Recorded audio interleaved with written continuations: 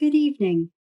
I'm Veronica Kazanjian-Babian, graduate from the class of 1995 and from the Office of Alumni Relations at Thomas Jefferson University.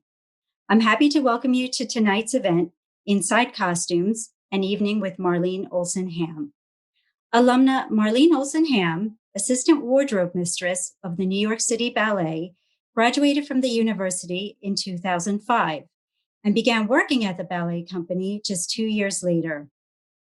Marlene will be interviewed by communications student Arielle Marcum, and together they will discuss Marlene's experiences working in the fascinating world of theater and performance costumes and how she found her way into the industry.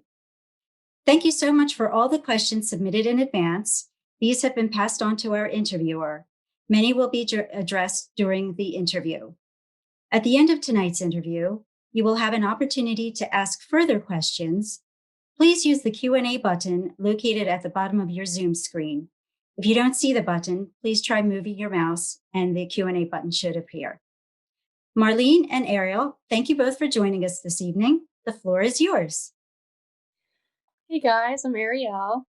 So to begin, Marlene, I just wanted to ask you, could you tell us a little bit about your journey as your time as a student and then how you got to where you are in New York City Ballet today?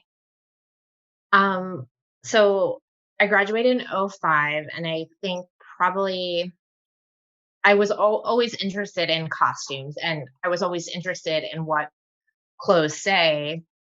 And I didn't like Jefferson doesn't have a costume program, so I was kind of figuring it out, and I thought I should do an internship. And I searched around and I found an internship before my senior year um, at the Pennsylvania Shakespeare Festival. And that's kind of how was like my introduction of theater, how a costume shop works. Um, and it was a really good learning experience. I think I met um, primarily I was right after school, I was kind of more of an assistant to a costume designer. So I helped um, one of the designers from the Pennsylvania Shakespeare Festival. I helped her in New York with the off Broadway show. And then I helped almost for a full year after graduation. I was primarily freelance after graduation for a year, but I helped a designer in Philadelphia called Janice Stefanowitz. And she did a lot of we did a lot of things for like Philadelphia Theater Company, um, the Wilma Theater. Um, I worked at the Prince Theater, which is not there anymore. I think it might be a new name. I'm not exactly sure, but um, so once I officially transitioned to New York, I started working at costume shops, and I think from what most people don't realize, if you go see like a show in New York, you see a Broadway show, most of the costumes are produced in New York. They're constructed, they're made. When I say a costume shop, if you don't have any, like if you're a fashion student and you don't have any idea, you would look at the the studios in the fashion department, and there's places in New York where it looks exactly like that, cutting tables, machines, and um, it's a very big like custom like industry in New York. So you could even go see a Broadway show and look in the back of the playbill, and it says what costume shops built the costumes in the show. Um, and it's a varied group of people, artisans, pattern makers, drapers, craftspeople that um, get all these shows going. So I was working um, at Timberlake Studios, which is still there. Well, it moved since I started working there, it was across from FIT. So her shop focuses on a lot of dancewear. So we did a lot of dance costumes for um, dance companies in the city. So I eventually met my current boss now because she called down to. It's just funny. the costume world's a lot different. It's a lot about who you meet. So all these jobs I'm saying, it was just because people found out my name and I never sent resumes. Um, so when I met my boss now, she had called down to Timberlake Studios and she wanted just people to dress like freelance at New York City Ballet. So I kind of did that. I dressed a few shows. And then when the supervisor retired, the assistant moved up into the supervisor position. And then I took on the assistant position at New York City Ballet. So I've been there since 2007. So a long time. Yeah, that's a long journey, but it sounds exciting. Yeah. Um, so it seems like you've mostly just worked for costume. Or you have any just traditional fashion design experience? There in that year of, like I said, I did freelance probably a year. I did work a little bit at like Liz Claiborne in the accessories department. So I did kind of get my feet wet and figure out that I kind of was just drawn to the costume world more.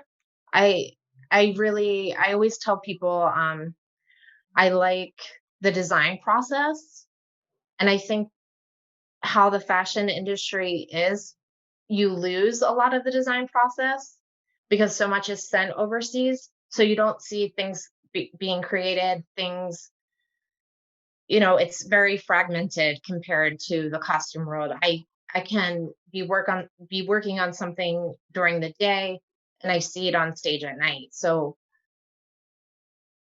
I like that the aspect of I feel like I'm a part of the design process, whether or not it's my designs or someone else's designs. I think that's what I really love about it. Yeah, that's awesome. It seems like you don't realize how much is really going on backstage. You just see a costume, it's like, oh, that's pretty. But um, so could you just tell me one thing, and I wouldn't know about the costume industry? Um, I like I said, I think like what I said earlier, the custom aspect is a lot of most of the costumes are custom made to someone's measurements, and they're made in New York. And you think about the clothes that you wear, you can't find anything that's made in the USA. And to think that an actress can or a dancer can go somewhere, get their measurements taken, and then have something custom fitted to them, it's pretty remarkable when everyone wants to discount at Target now. Yeah, definitely. So it turns into an expensive industry in that aspect too. But a lot of people make a living off of it, which you don't realize either. Yeah, definitely not. So is it really fast paced when you're back there? Is it going crazy? Because like you said, everything is to each person on the stage. Like you have to make exact measurements. Like how crazy is it back there? Um, New York State Ballet is a repertory company. So we perform like 6 months out of the year in New York. So what I mean from a repertory company is we do a different show every night. A lot of times, like a Broadway show, will just be prepping and fixing the same costumes. We're always getting a new show ready. So sometimes our, we perform like 6 week seasons. We do like 40 different ballets in that time period. So it's a lot of work and like maintenance and alterations. And you're always like 2 steps ahead in your brain sometimes. Yeah. Gotta always be thinking ahead.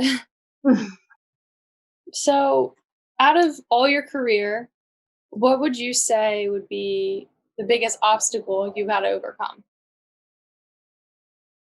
um,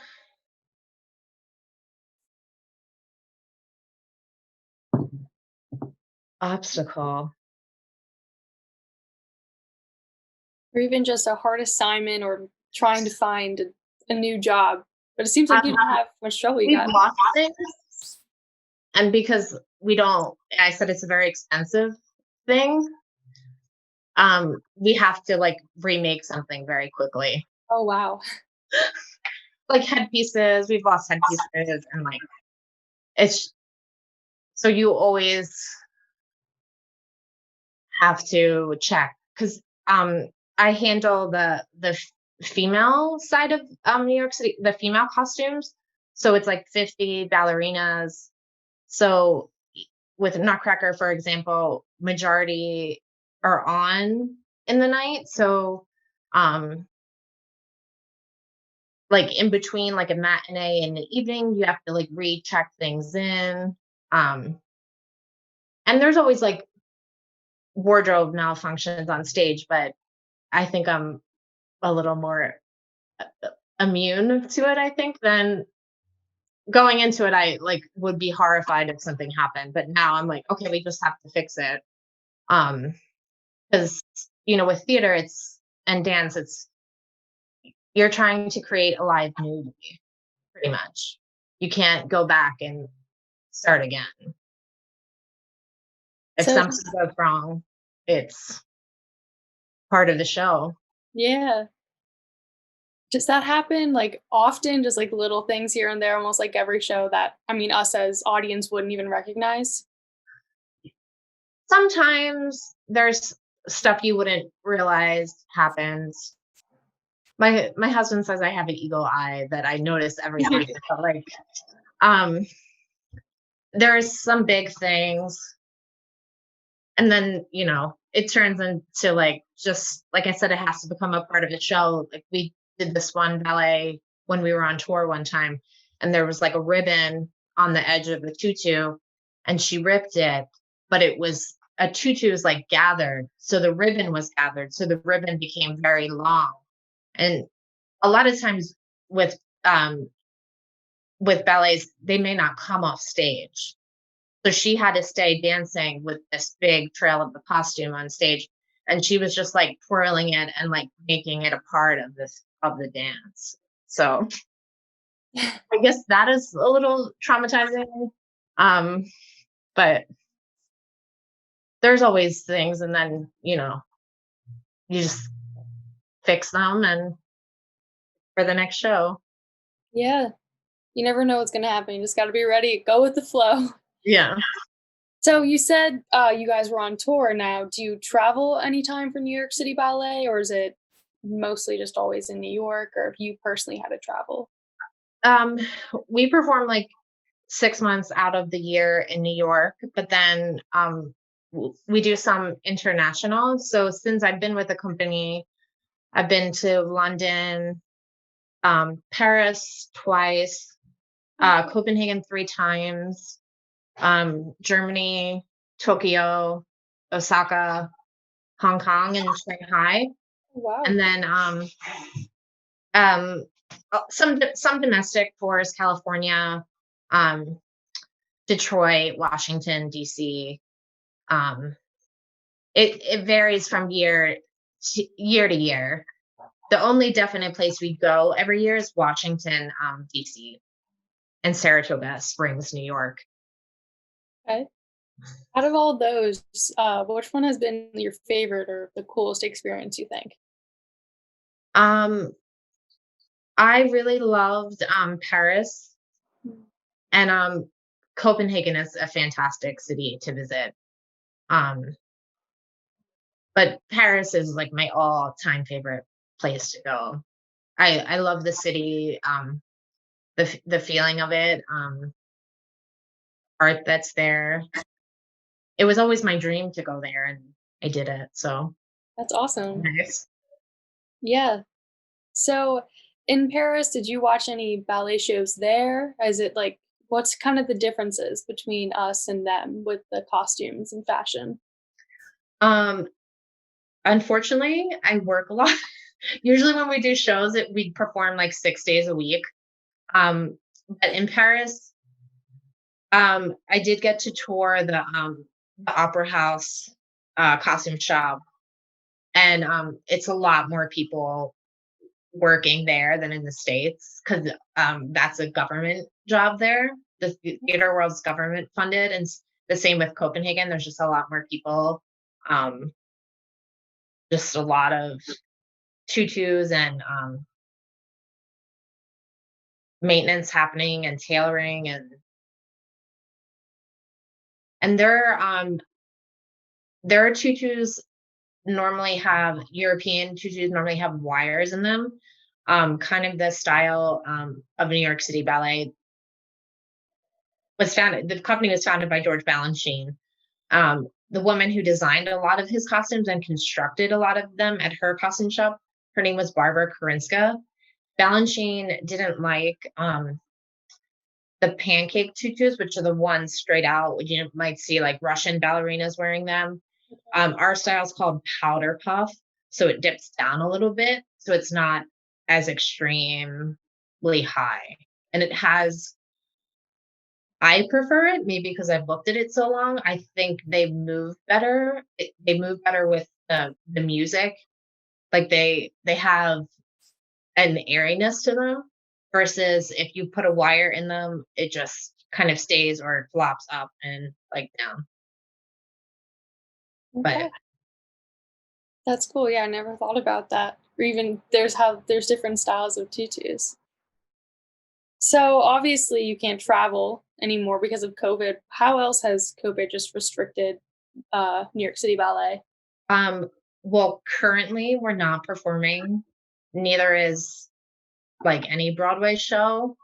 So it's kind of hit the live theater industry pretty hard. Um,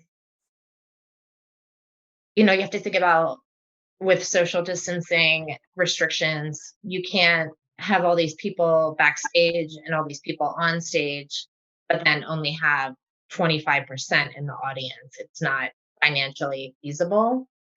So right now I'm laid off. Hopefully we'll be back working in the summer. Everyone wear a mask, social distance. Yeah.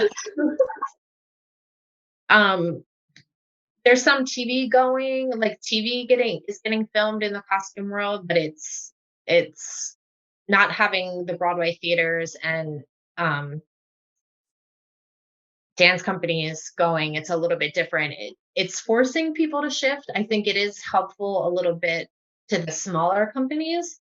They're getting more of a spotlight, and they're getting like virtual opportunities because their overhead cost is a lot lower than, for example, like New York City Ballet or Metropolitan Opera.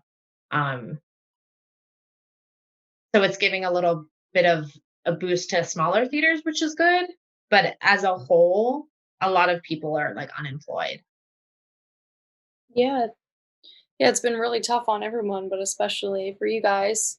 I mean, you Yeah. rely on an audience coming to see you. But what have you done specifically to, try to find work during this time? I design costumes for a company called Tom Gold Dance. He used to be a soloist with New York City Ballet, and kind of when COVID hit, um, March 3rd, Friday the 13th, March 13th. Um, I was supposed to be in London that weekend for a tour, and then I was designing costumes for Tom, and then the London tour got canceled for New York City Ballet. And then Tom, we had the costumes I was designing were supposed to be at a theater in the city, and that got canceled. Um, and then like subsequent seasons of New York City Ballet got canceled. But over the summer, Battery Park Dance Festival, they usually do it in person, but they decided to do it virtual. So they asked Tom to do one of the pieces there, which was really great. So I designed a piece there that was shown online. So, and because of the shift and people getting laid off, he had to recast it. So I had to refit it on different people than I had originally planned on. And because of money and everything, I'd used what I had already and switched it around and fit it on different people. And then we filmed it in Battery Park, like across from the Statue of Liberty, which was really cool. Um, and then we just did another piece in October that was filmed virtual um, at Heavenly Rest Church. It's on Museum Mile. I think that's actually still on YouTube. So Tom Gold Dance, you can see some of my work there. But that's kind of my own designs, which has been nice because having it shown in a different way, it makes it easier for a lot of different people to see it. I think that's kind of sometimes my qualm with theater. I struggle with the fact it's not financially accessible to a lot of people. But like, doing these virtual things, and if these smaller people get sponsors, like my work is shown online and anyone can watch it. So, which is great. Yeah.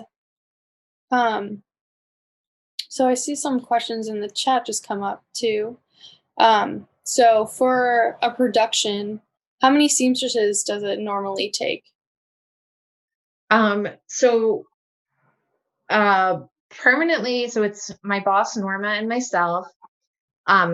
We have 3 full-time stitchers, seamstresses that work with us, and then we have 4 grade dressers that help us during the show, and then they do day work,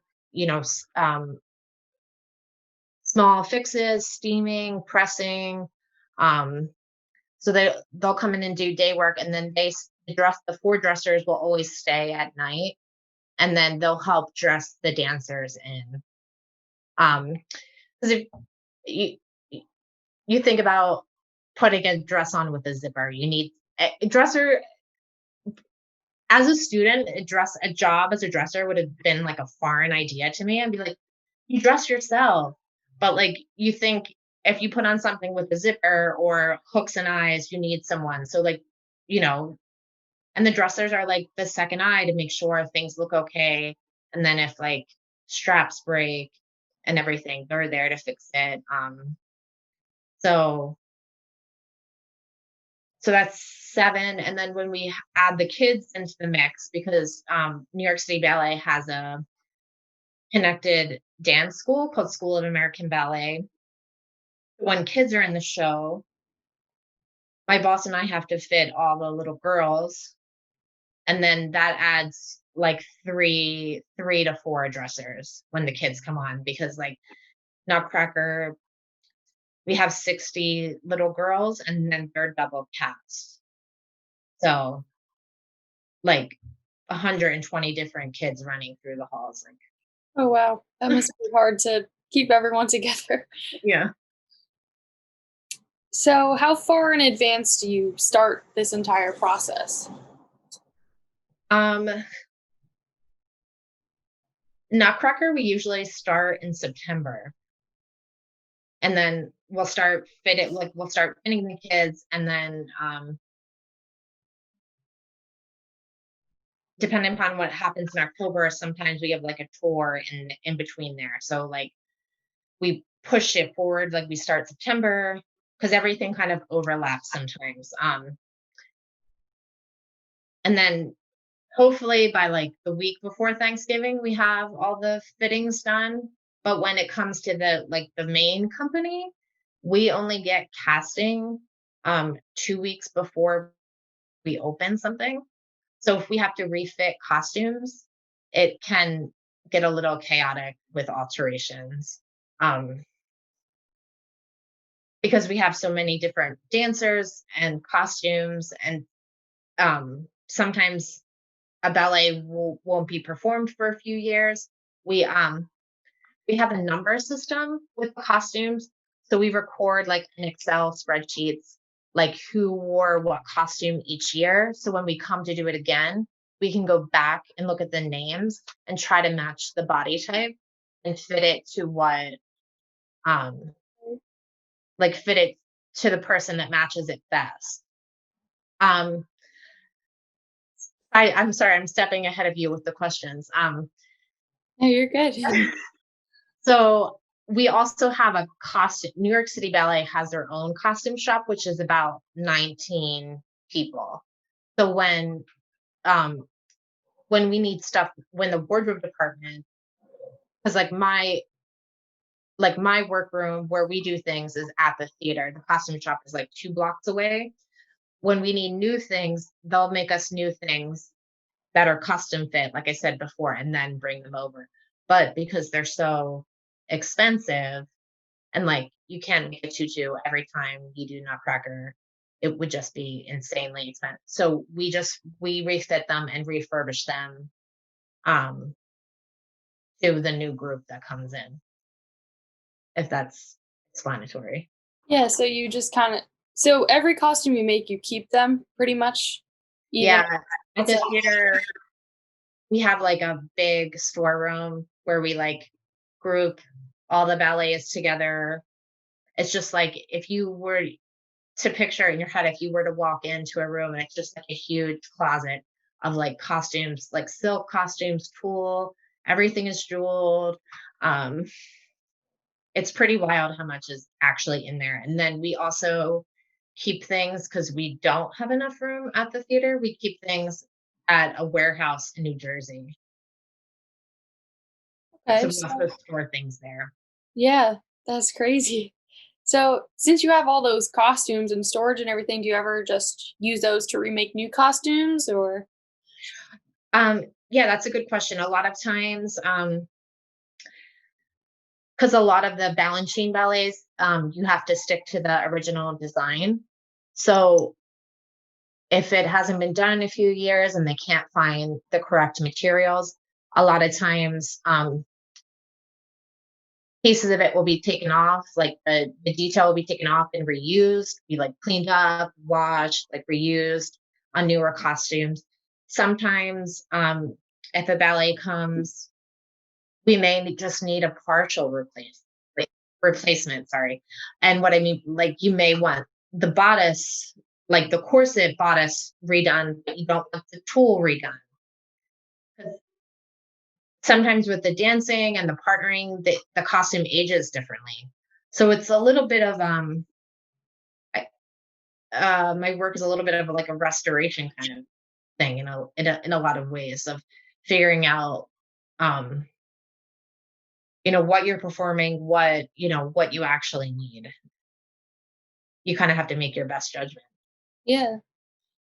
Um Now, when you're designing these costumes and restoring them, does the choreography really matter? Like, do you have to design it to a specific dance? Does that so it can move easier? Um, yes and yeah, the movement is a huge deal with designing costumes and um tutus. I always I hate that I don't have I wish I had one here to like show. Um there's like trunks in the bottom that so a lot of times a dance I explain it as everything's connected. Because if you just had a dress on and you did a movement, the whole thing would turn around.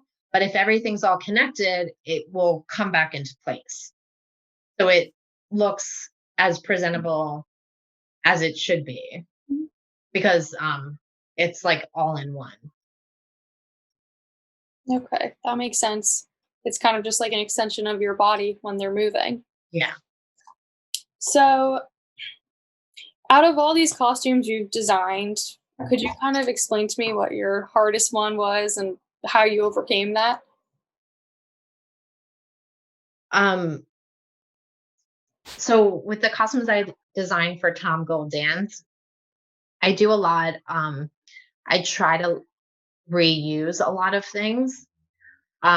So the piece I did for the Battery Park Dance Festival, I actually used old tights that New York City Ballet was throwing out. So Oh, I actually made the skirts out of old tights, which um, using found materials or old materials is it's different. I like it. It's a challenge. I think um, sustainability is a big thing to me, and making things last longer, and being able to look at something and put a twist on it, but it's not so straightforward. That you don't need the most expensive thing. Like the costumes I made for the Battery Park Dance Festival, I didn't spend any money. I used everything was reused. Oh, Um, so so it's challenging, but I like that challenge for my own design. Trying to think if I did anything that I really hated. You know, you're your own worst critic, so mhm. there's always things I wish I could fix better, but So with the Battery Park, since it was you had to do everything at home, how hard was it to do it in your own house, designing that and reusing old tights? um, I kind of have a pretty nice setup. Um, I have a dress form with legs, um, which is really great. I have like another dress form that I have from college that doesn't have legs, but the one with legs is great for dance wear because if you have leotards and you can pull them up and test them out. Um, I have 3 sewing machines, so I pretty much have my own little studio, um, and my dyeing stuff downstairs and my painting stuff. Okay, that's awesome. They have a whole studio, so at least you have that to do. But did you ever do work at home then before COVID, or do you have a big studio in New York City Ballet? Um, yes, I've done work at home before COVID, but our studio at New York City Ballet I often use for, doing work. Um, we have like, a marrow machine, iron, like an industrial iron, dress forms there. So um me and all the people that work for me, we're always working on projects, whether it's our personal or, you know, other theater projects. So pretty much you're just always working on something no matter what it is. Yeah. Um, so I know you've done you've helped out Disney Plus, you've had some work on there. I know you've also done a podcast. But could you just tell me how different it was with your work on Disney Plus? So, yeah, we filmed last year. It's coming out December 18th on Disney Plus. It's actually a behind the scenes of the school that I was saying.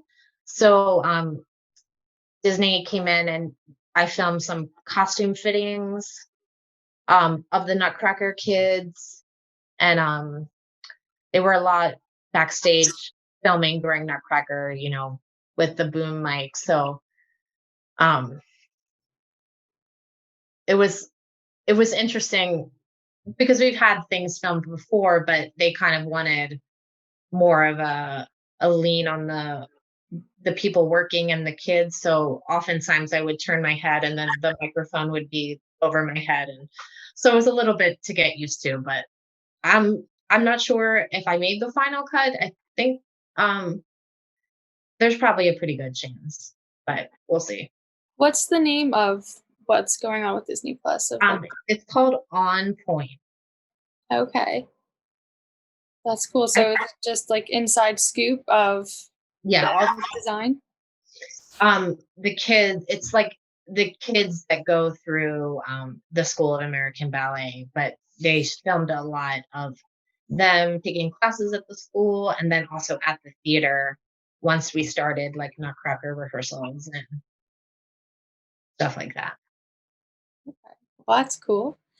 Um, so with the podcast too, is that a little bit out of your comfort zone, or was weird with production, or how did that go? That's not too bad. That was filmed. We have a new media department at the ballet, so we filmed it at the theater. So I went to a different room in the theater and we talked about what I do. Okay. Is that typical for New York City Ballet to do a lot of other things besides just ballet with the podcast and Disney Plus now? Um, they have a lot of um like new projects coming out because I think ballet is kind of an older art form, so they kind of want to do like new media to get younger people like on board and watching. And so the podcast, I think they've been doing a podcast and for about a year and a half now. So yeah, so it's just reaching new audiences. And now with social media, it's totally different. Like um totally different um how you can connect to people. Yeah. Was this what you expected when you came into New York City Ballet? Did you expect to be doing all this extra work or even just the whole experience in general? Um I think so. Yeah. I think sometimes the long hours get me a little out of sorts, but I I like how it changes all the time. I think um it keeps me interested. I'm a very um artistic person, so I like new challenges and figuring out how to solve things. So um and like the traveling has always been like great to me. Like I've always loved, like I always wanted to travel, and then kind of having it in this aspect of like work. And we're not like a traditional touring company. Like most of the times when we go on tour, we'll just go somewhere for like a week and then like come home. Or like the last time we were in Paris, we were there for three. Like we only really go for like 3 weeks and then go home. Like we were in Paris for 3 weeks, so which was great. Not Yeah. a year and a half. So you mentioned that there's really long hours. What's kind of like your routine or how do you get through all those hours? Um, Usually we start um around like 12, and then we'll do like 5 hours of like maintenance and, like I said, repairs and working on other things, and then we kind of break for dinner, and then we come back for the show. And the theater term is like half hour, so like a half hour before the show is like the the dressing time of like when dancers will come in and get dressed and get ready. So that's Tuesday, and then Sunday is a short day because we just have like a matinee. So you don't have any special go-to songs or anything to get you through? I usually ride my bike. I Okay. have a floating bike that I take on the train, and that kind of is like gets me zoned for the day. So I ride to the train station. I live in New Jersey, so I ride to my train station. I put my bike on the train, and then I ride my bike in the city. I know it's my mother thinks I'm crazy, but and then at night I do the same thing. Like the show ends, I ride my bike. It like clears my head, and then I get on the train. Yeah, that's the best way to clear your mind, just some exercise, get ready for the next day. Okay, so to finish up, what's a piece of advice you would give someone who's forging a career into the world of costumes coming out of college? Um, I would definitely keep an open mind, and then don't be like kind of investigate all aspects of it, because you might not be a designer right away, but you could be an assistant, or you could be a shopper at one of the costume shops and be able to pick out all the fabrics. So kind of have an open mind of just the industry, and be willing to learn.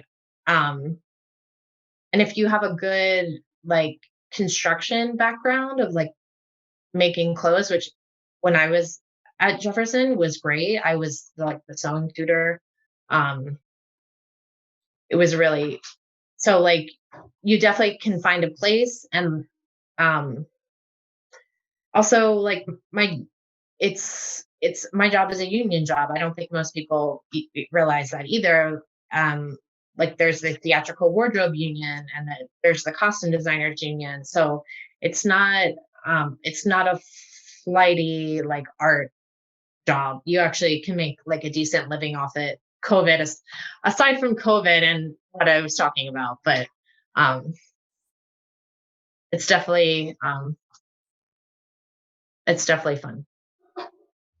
Okay. Um, and like when you were in school, did you find your classes helped you or any specific ones that you still think about to this day? Um, Yeah, definitely like garment structures, flat pattern was great. And problem solving. That's kind of what half my job is problem solving. They definitely still have that because I did see that on like um online, the problem solving class of like just being able to take things and figuring out how to solve the issue. Yeah. All right. Thank you for that, Marlene. I'm gonna give it back to Veronica, see if you guys have any questions, and we'll answer them for you. Thank you so much to both of you. Really appreciate all your time. And really, it's been really insightful. So thank you so much, Marlene and Arielle. Really appreciate it.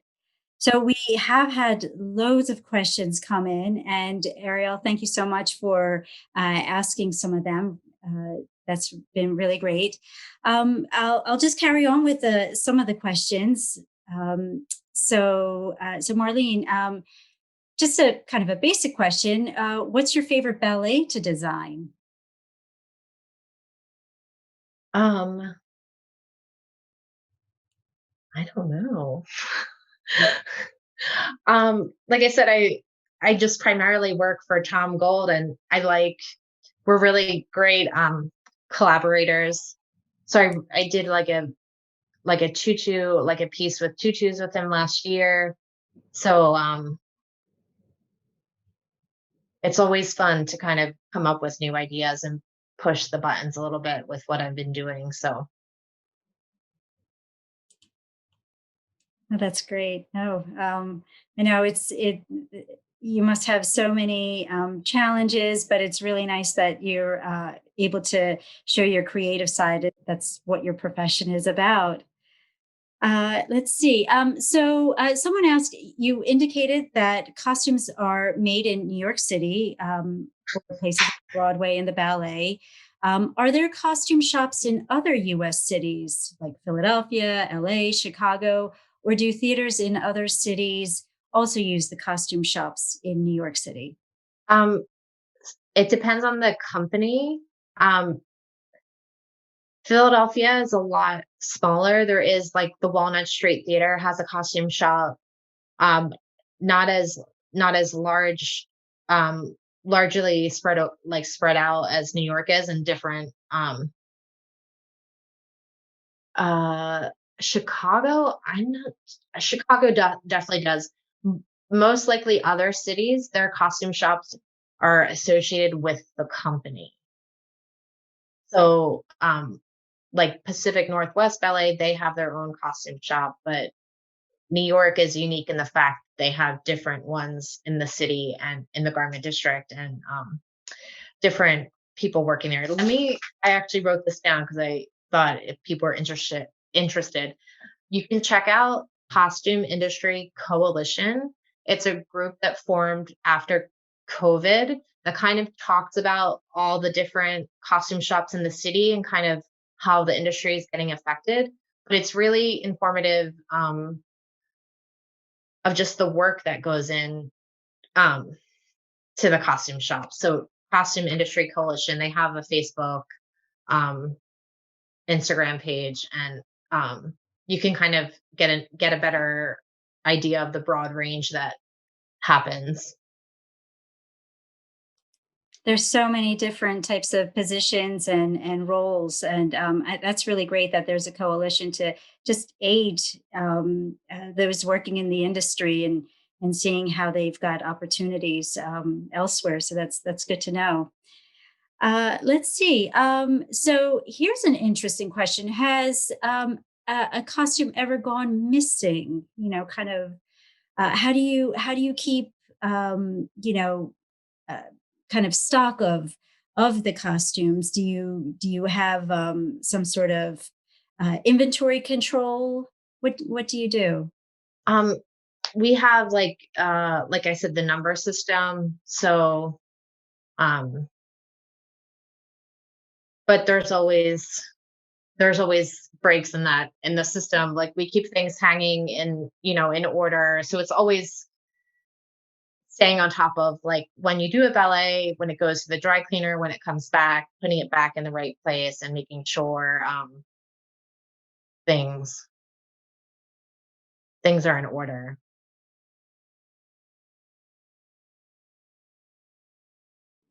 Thank you. And have you? I mean, it sounds like you've been interested in costumes and design for quite a while. Have you been? Are you a film buff? How early or how young did you start to sew? I started to sew in fourth grade. I went to Catholic school and my mom taught me how to make hair things because my uniform was like I said, I was a very artistic person. So she was like, well, we'll make scrunchies and then you can change them out. So I had like the paper towel holder with like my scrunchies on it, but scrunchies are back now. So my mom taught me how to sew and then um taught me how to read patterns, maybe fifth, sixth grade. So I've been sewing, and then I've always been into like musical theater. My mom would rent all the old musicals from the library. We would watch them. Judy Garland, like the Wizard of Oz, and then kind of, when I was in college, I was extremely fascinated. Probably a lot of people my age. It was the time that Sex and the City was out, and I thought, how cool would it be? Her store is not there anymore. Patricia Field, who designed the costumes. I'm like, how cool would it be to go to New York and have a store and design a TV show? And I could do all. So, like I said, have open mind when you get in the, because what your idea is not always how it turns out, but it could be also really great. You just have to be open minded. That's what it's all about. So someone's asked, Philadelphia is said to be a non-union city. Do you find that there are a lot of work rules which you must comply with?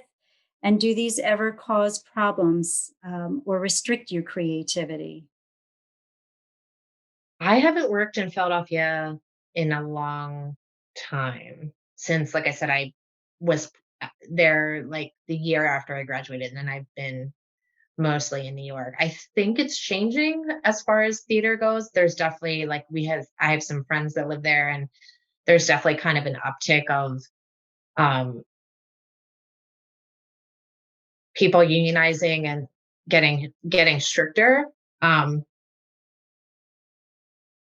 but it would be nice if it would unionize and then it would be a lot more costume shops open up there, but we'll see. I know only time will tell, that's for sure. Just going back to a couple of questions from that were submitted earlier. Do you view creating costumes as couture? Um, yes, in some ways, yeah, because it's making sure, you know, things are fit to one person the best as possible. Like our costumes aren't small, medium, large. They're specific body types. Um, so it's definitely couture. And like I said, great if you're interested in like learning more, definitely look up Barbara Karinska. She made a lot of the balancing costumes. We actually still use several of them. She passed away in 83, so you can tell how like a couture aspect there is to some of her costumes because they can be used for that long. So definitely attention to detail. Sure, sure. No, definitely. And one final question. We've had so many, and thanks to everyone who has submitted questions either previously or this evening. We really appreciate all your interest. Final question. How do you take into consideration the fact that most of the audience will be so far away from all the details in the designs? How do you what do you how do you come up with the design so that you know that the audience can see the all those details or not? Um, yeah, it's definitely hard. I think with dance especially, I say design is in the movement. So whether or not you can see it right away, they're moving all the time, so you can kind of see different aspects as the dance happens. So a lot of the balancing costumes that we have, um the tulle skirts are sometimes 3 or 4 different colors, and you wouldn't notice that when they stand straight there, but when they move, you can see the different colors. So, it's definitely, and you do miss stuff, but sometimes it's, um, for the performer likes extra jewels, so you may not notice it, but the performer knows and they dance more beautifully because of it. So yes, you're not only designing for the audience, but of course you're designing for the performer too. So that's obviously really important and necessary. So that's great. Thank you so much to both of you. Thank you, Marlene, for your insight into the world of costume. It's been fascinating. And Arielle, thank you so much for interviewing Marlene. We really appreciate both of your time. And many thanks to everyone who logged in this evening. We hope you found the interview informative and inspirational. You'll have an opportunity to complete a survey afterwards, and a recording of the interview will be available on the Jefferson Alumni YouTube channel in the next 24 hours or so. And I'm just going to pull up a little slide here and take a look for more exclusive online events coming up throughout the coming weeks. Registration is open for all of these events at jefferson.edu/alumni events. Please follow us on our social channels to find out more of our upcoming exclusive events and other alumni information. You can find us on Facebook, Instagram, Twitter, and LinkedIn, in addition to our Jefferson webpage. Once again, thank you to everyone. Thank you, Marlene and Arielle, and thanks to everyone who tuned in. I wish you very healthy days and nights, and stay well and stay safe. Thank you. Bye-bye.